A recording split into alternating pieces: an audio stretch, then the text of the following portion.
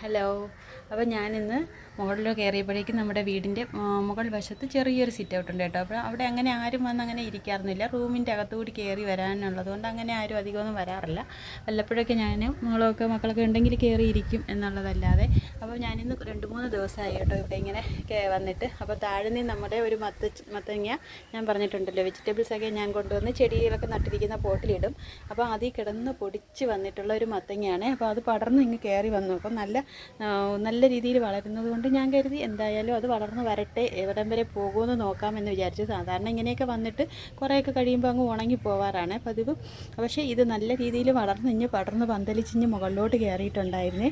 നോക്കിയപ്പോൾ ലൈൻ കമ്പിയുടെ നമ്മുടെ കറണ്ടൊക്കെ വരുന്ന കമ്പിയിൽ കൂടി സർവീസ് വയറിൽ കൂടിയൊക്കെ നന്നായിട്ടങ്ങ് ബലം പിടിച്ച് അതിൻ്റെ ആ വള്ളി കൊണ്ട് എത്ര ബലത്തോടു കൂടിയാണ് അതൊക്കെ പിടിച്ച് കയറുന്നതെന്ന് നോക്കണേ.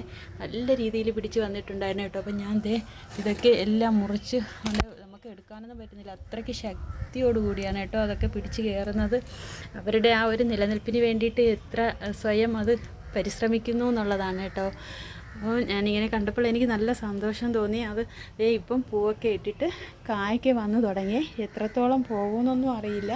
എന്തായിരുന്നാലും പോകുന്നത് വരെ പോട്ടെ, കിട്ടുന്നെങ്കിൽ കിട്ടട്ടെ. നമുക്കത് കണ്ടപ്പോൾ ഒരു സന്തോഷം.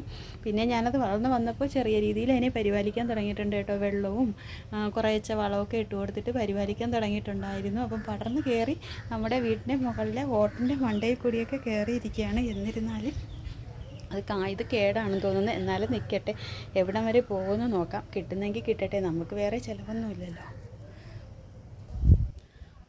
നമ്മളിവിടെ പിയണിക്കെന്നാണ് കേട്ടോ. ട്രിവാൻഡ്രത്തേക്ക് ഇതിനെ പറയുന്നത് പിയണിക്കെന്നും പറയും, മത്തങ്ങയെന്നും പറയാറുണ്ട്. ഞാനിവിടെ സാധാരണ നമ്മൾ പിയണിക്കെന്ന് തന്നെയാണ് പറയുന്നത്. പക്ഷേ ഇത് നല്ല അച്ചാറൊക്കെ ഇടാൻ നല്ല സംഭവമാണ്, നല്ല ടേസ്റ്റാണ്. നാടൻ പച്ചയ്ക്ക് കഴിച്ചാലും ഷുഗറിനൊക്കെ നല്ലതാണെന്ന് പറയാറുണ്ട്. നമ്മുടെ നാടനൊക്കെ ആണെങ്കിൽ അത് കഴിക്കാൻ ഒരു പ്രത്യേക ടേസ്റ്റുമാണ്. അതിൻ്റെ വെള്ളത്തിൻ്റെ അംശം ഇതിൽ കുറവായതുകൊണ്ട് തന്നെ കഴിക്കാൻ ഒരു പ്രത്യേക ടേസ്റ്റുമാണ്.